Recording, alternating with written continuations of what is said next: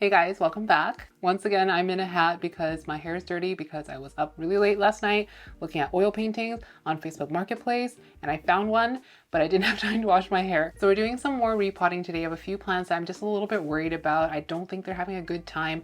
There might be root rot, but also they don't have a robust root system and never did. So you guys know how much I love tree fern, like aeroid mixed with soil, that kind of combination. I've been using it for I don't know, like almost 2 years now, I want to say. Maybe it was like a year and a half. And since switching a lot of my plants to tree fern soil, I've been seeing like really fast growth and just a lot of healthy anthurium. And I have a whole tree fern soil video on it, so I'm not going to get into it really deeply, but part of the advantages is that it's like a lot more cost effective than using like majority tree fern or tree fern mixed with some amendments, because tree fern is really expensive.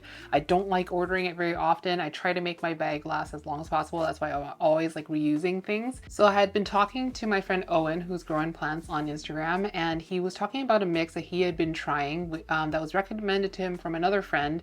And I'm not going to be using this exact mix because I don't have all the ingredients, but I'm going to put the ratios that he recommended to me here. So he told me that he had used this mix on some kind of stubborn plants I've been struggling to get to root and they just weren't growing at all, and he's been having really good results with it. So he recommended that I try it. I still plan on using this mix, but right now I just don't have the ingredients. So I'm going to mix up a tree fern and perlite mix, and I figured that's going to be helpful because whatever substrate they're in right now, which is all tree fern soil, they're just not rooting out in. I think I want something a little bit more structure with like more humidity around the roots and less soil. I don't know what the problem is. I'll talk about them individually when I show you the plants, and then we're gonna get them potted up. And this is not to say like this is the way to battle root rot. So this is not what this video is about. I'm just gonna try something with these plants.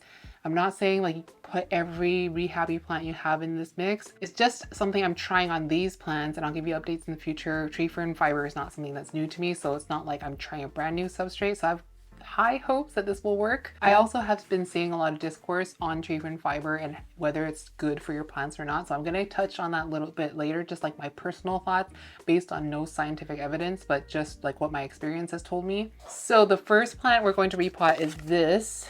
This is my Carla Blacke Wu 2 Self. It doesn't look bad, right? But it has not grown since I cut it, which was at least 6 months ago, maybe 7 months ago. It did root out in the tree fern soil, but I think some of them either experienced dry rot. It's definitely rotten. Like this root, I'm pretty sure, I'm 99% sure is dead. There's also enough healthy root in there to sustain the plant because the plant doesn't look like it's actively dying, but it's not growing. And it has hit caterpillar, so I'm really excited for this to just actually start growing again because I love this plant. But I want to get rid of some of this root rot and just pot it into something that will activate like a lot of root growth, which I think the tree fern fiber will do. The other Carla I want to do is this one, which I was hesitant to do because it is actively pushing out a leaf. It's emerging right here. But this is my RA 1x16 I got from Rory last year.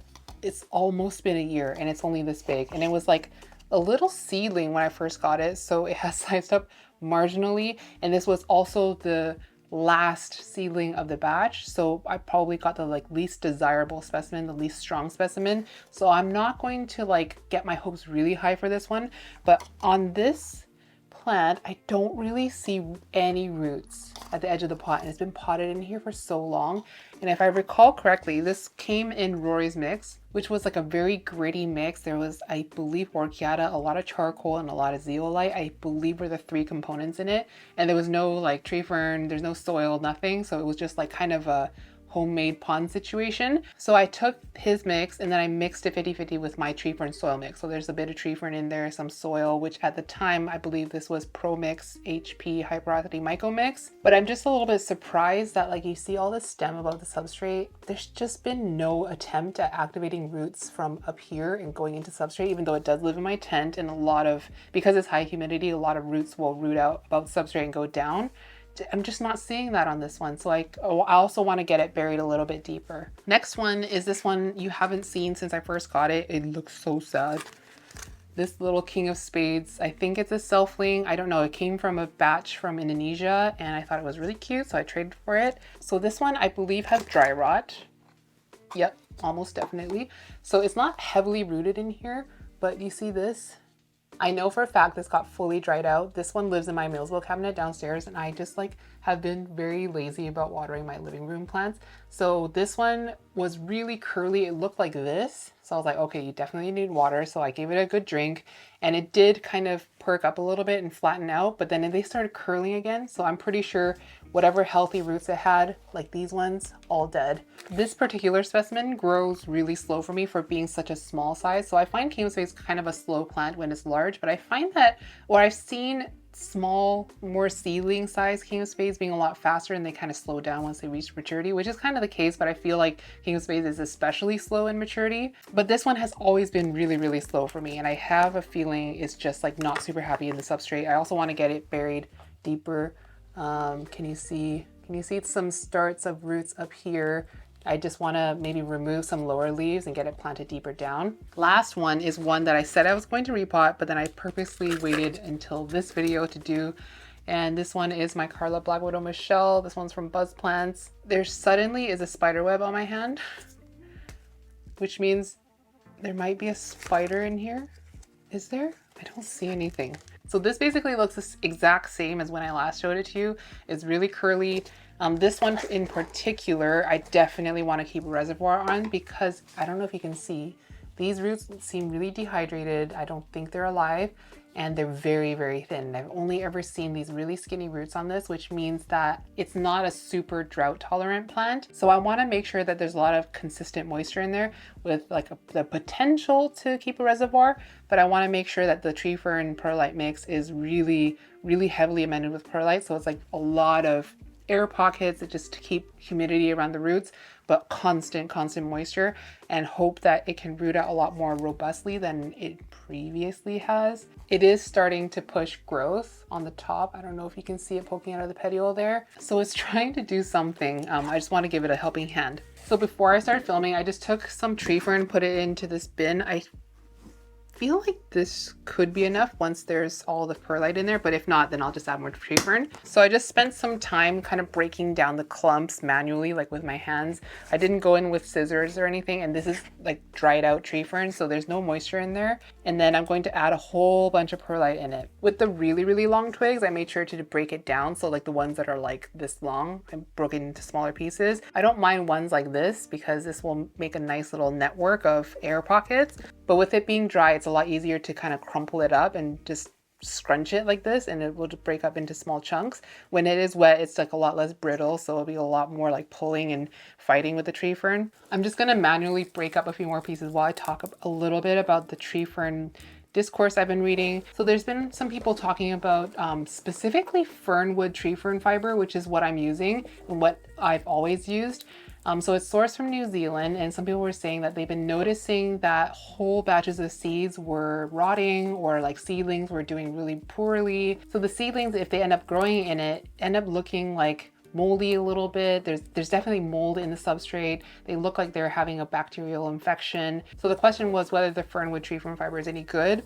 And it also brought up the fact that a lot of people are reselling tree fern fiber from fernwood. So like they get the huge bag and they package it up into smaller bags and sell it like that, because not everybody needs, what is it, like a 40-liter bag. And some companies like Tazula will actually mill it down to size, so you don't have to manually break it up. So it's all like a nice fine size. So some people are saying they're experiencing fungal and bacterial stuff in their tree fern, so they're trying not to use it. And some people are freaking out because they just bought a whole bunch of tree fern fiber. But then someone brought up a good point, which is that the fungal and bacterial things that can attack our plants are in the air. It's present everywhere we are. You're never going to get rid of it unless you're fully sterilizing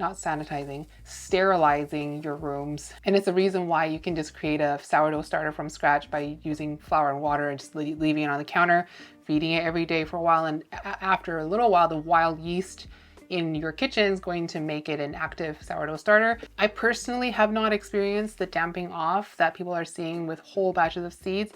I will say with every single seed batch, there's always mold somewhere, except for, miraculously, this batch of obtusum narrow-form. This is basically, yeah, this is straight up tree fern. There's nothing added in here. There is no mold. Basically everything germinate. There's like 110 seeds in there, and I maybe 100 germinated, but I don't see any mold in here, which usually is not the case. Usually I'll have one seed at least per dome, like this one. These are Carla Viva, and you can see that this seed is moldy. I kind of just chalked that up to it being a weak seed and it was never going to be a healthy plant to begin with. So I'm not super concerned because it's not like everything. So everything else that's actively growing and working on the second leaves, I don't see any mold in there. I also have not inoculated this with great white or anything because they've lived in here ever since I sowed the seeds. So when it's just a seed, there's nothing for the myco to colonize. So I don't really have like a big point to make. If you're waiting for one, I'm sorry, I don't have a huge point. I just wanted to bring this up because some people might not be aware. And I think the biggest takeaway from that is that bacteria and fungi are in the air around us. We cannot get away from it. So if you are experiencing it and you are storing your tree fern in a closed container that has moisture in it, I would try to open it up and air it out. I actually used to like spray my tree fern down because I just didn't want it to be dusty, and it does really get into your nose and it's not really nice to work with when it's really dry and dusty. And I also didn't notice like big bacterial fungal issues when I did that. And just this box is dry because I just had a huge bag of it and I've been pulling from it, and the bag I don't keep sealed, so the bag itself dried out.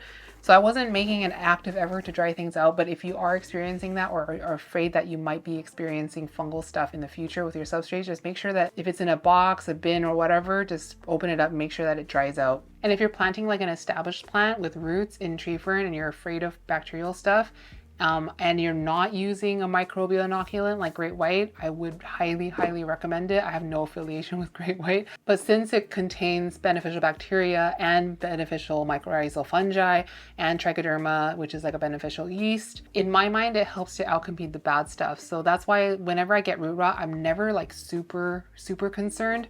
Okay, so this tree fern is ready to take perlite, which is also dry. And I'm trying not to breathe in perlite, so I'm not going to talk too much. I'm just going to hold my breath while I do this.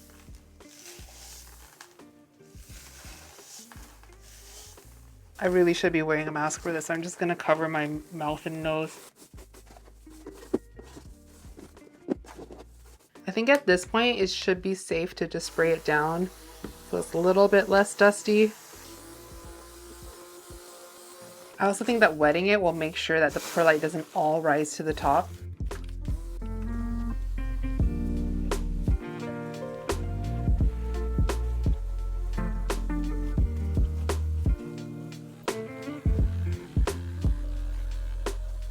So I think this should be enough to do all 4 pots.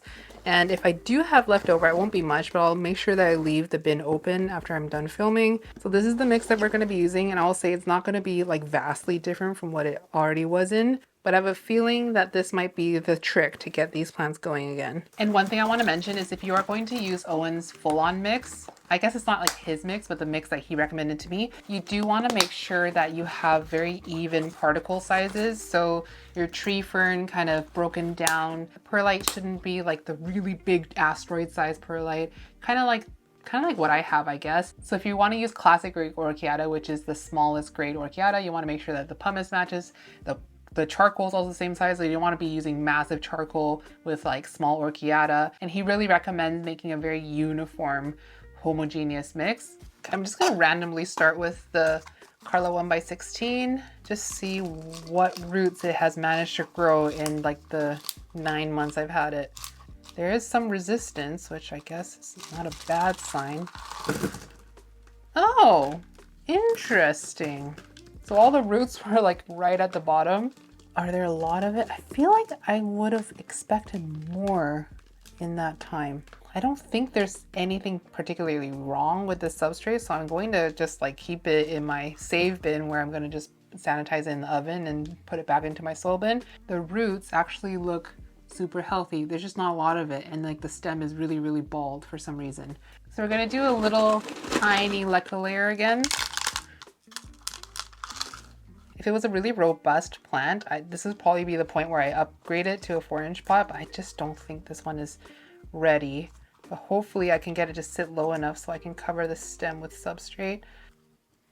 Okay, so this one is now done. I believe I filled all the holes. This is what it looks like. After seeing those roots, I'm just thinking that it's probably growing so slow, not rooting so fast because it was like the weaker of the plants in the batch. But I would just be so happy if I can get it to turn around. So this one's done. Actually, just kidding, I'm not done. I need to put some great white in here. You know, I still always forget that you can like sprinkle dry great white on the roots. I never ever do that, and I'm wondering maybe I should keep my great white next to me. So if I see any of the plants are doing really poorly in the root department, I might just do that. There's a little bit of a reservoir here. I'm just gonna let it soak up into the substrate, and I'm probably gonna dump it into another plant later. Okay, I wanna see what's going on with this King of Spades, just because I don't know what kind of rotty situation is down here.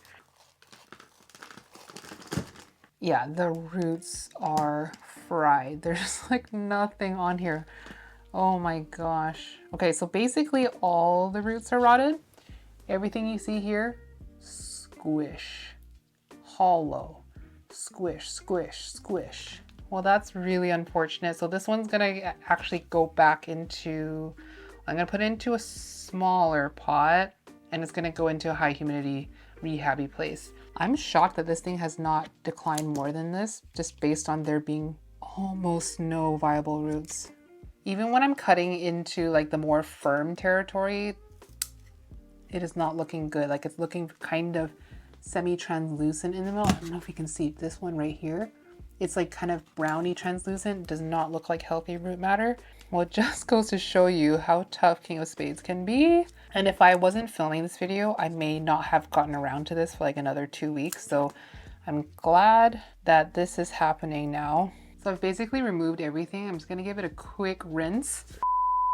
So now it's rinsed off, and I think I need to trim a little bit more back because it's looking real gross. So basically now would be the point if you want to do a hydrogen peroxide soak. Now would be the time, but I just can't be bothered. I think mainly because I know exactly what happened is that I completely dehydrated the roots. They dried out and then I watered it. And since the roots were dead, they rotted. So I don't really feel like it's super necessary. Actually, I'm going to remove this leaf. I might remove this one as well, just to expose more of the stem because I'm going to be burying it up to here.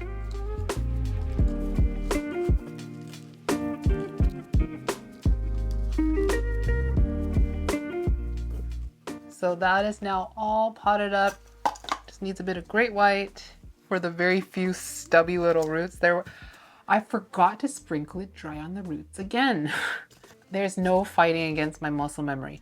Okay, well this is quite light, so I want to give it time to absorb a little bit, but I don't think this one needs to be nearly as moist as the Carla, because Carla has a bunch of roots, this one does not. And also because this one's basically going to go into 100% humidity, so it really does not need that much moisture. But since this is like almost light as air, I'm going to give it a little bit of time. Okay, now for the one I'm really worried about, the Carla Black Widow Michelle. There have been so many people asking me for cuttings of this, which I am afraid I will not be cutting it anytime soon, just because it hasn't been a really fast grower. So if without cutting it, it's still like this, imagine what chopping it will do. These roots don't look great. Well, some of them are just deflated and dry. There's some nice yellow tipped healthy ones. I'll show you what I'm looking at. So all of this root mass down here, these thin little noodles, super deflated.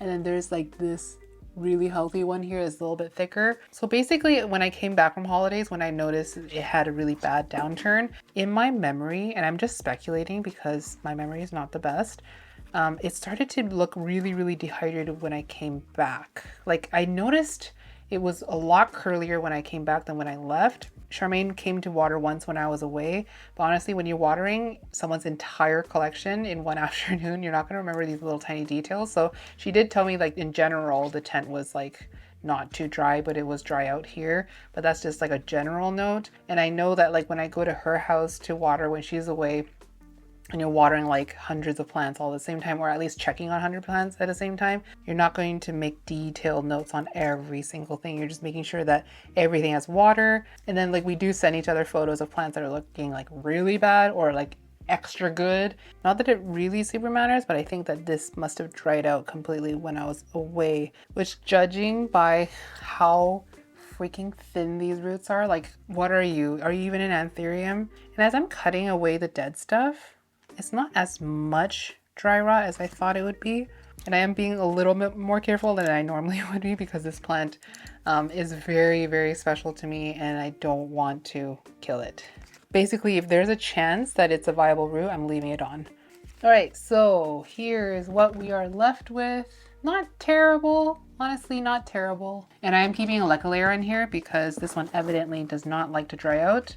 This particular plant was one that I kept holding off repotting because I definitely wanted to change things up for it and do the whole with the orchiata and the pumice and everything, which I haven't gotten either of those things yet. Just because like historically it has not been a super strong grower for me. It's not like been the worst. It's not been like a really big nightmare to grow, but it hasn't been like insanely robust. So I wanted to try something different for it. So I really hope that at least changing it to just tree fern and perlite is the trick. So I think what I'm going to do with this one in terms of watering and upkeep is I'm going to keep it as damp as I normally do my anthurium, which is not like sopping wet. Observe if I'm seeing a lot of healthy root growth immediately or not, or if it's taking a long time, if it's like staying stagnant. But if I do, fingers crossed, see healthy root growth, I may keep it a little bit wetter, like the way I do my Midnight Velvet, which also has quite like skinny little roots. And I try to keep a reservoir on that at all times because I have a feeling that maybe it's one of those plants that just wants to be wetter. Like I want to say my Midnight Velvet's one of them, probably Bevep. What else? Obviously the Debile. I guess there's not that many of my anthurium that want to be on the wetter side, like the wetter side of wet.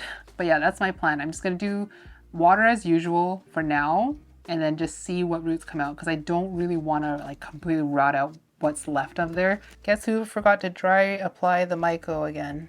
This idiot. Okay, so this one's done. Again, gonna let it soak up. Some of my random plants around the room are gonna get a little boost of myco with the runoff water. Last but not least, the Carla Wu 2 Self. Now this one definitely has rot because I saw it with my own eyes. Okay, so I also don't recall this one ever drying out completely either because like this one just barely drinks and I was under the impression that it had barely any roots, but look at this. Can you hear the noise that it makes? It's like a husk, rice paper husk. Here's another dried up end right here.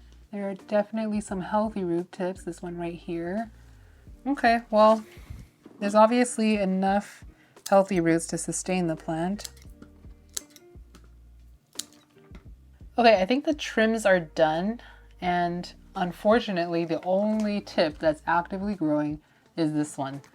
So this one definitely has its work cut out for it. I think while I have it out of the pot, I'm gonna give this a little bit of a cleaning because look how dirty these leaves are. There's like some hard water stains, there's dust. Okay, I'll be right back. Okay, she's all clean now. Doesn't she look so much better? Ooh, nice and shiny. I honestly cannot wait for this one to start growing again because of my 2 Carlas that I had. Originally I had just the one, and then this was the second Carla I ever got. I kind of preferred this one in terms of like the veins being so bold. Like I loved how thick the veins were. And then when I cut it, I originally cut it for a trade that didn't end up panning out, but then I ended up trading that cutting. So Dania has my little propagation of this plant. But when I cut it, it just never grew a leaf since then. It was rooting and I really thought it was like any moment now it's gonna pop out a leaf, but here we are like coming up to a year later and still no leaf. This plant did not grow as quickly as my Wu 1 Self, but when it did grow, it was pretty steady. And had it been growing this whole time, the leaves probably would have been like this big by now. And it would definitely be flowering because I feel like Carlas flower pretty soon on. Like I see plants this size flowering. I mean, it's not out of the realm of possibility that when it starts growing again, it's flowering because it is in caterpillar. I obviously wouldn't use it as a mother plant because it's so juvenile, it won't be able to make healthy babies. Yeah, all that to say, I'm just excited for this one to start growing again. I'm just gonna keep my hopes up that this will do the trick. I don't know that it will, but I put a lot of faith in tree fern fiber for healthy root growth and like fast growth in general in anthurium, but I was just like stumped as to why, before the root rot happened, it was actively rooting. Why did it never grow a leaf in that time after I cut it? I mean, I have heard from people that like after cutting a Carla, it takes forever to wake up, but that wasn't the case for the Woo One self. It started growing immediately. And also the stump that I cut off of it grew like probably 3 or 4 leaves in my care. So I don't know. I really don't know. But I'm going to remain optimistic, give it a bit of great white. And this one is gonna go right back into my tent. This one, the King of Spades with no roots, is gonna go into the dome that I have my Red Vein Dark Phoenix in. And then this Carla is gonna go back in its spot right here. And then this one is also gonna go right here where it normally lives. I thought about dumping this out, but when I lifted the pot, it still feels really light. So I'm gonna leave the reservoir in. I'll definitely give you guys updates, probably in like a future growth updates videos, because as much as I love tree fern soil mix, and that's basically the default substrate I use for everything, sometimes they need a little bit more gentle, I guess. I don't really know. I'm not a scientist. But anyway, thank you guys so much for watching. I hope you enjoyed it. I hope it was long enough to last a few repots. I hope you're having a great weekend so far. I love you so much, and I'll see you in the next one. Mwah!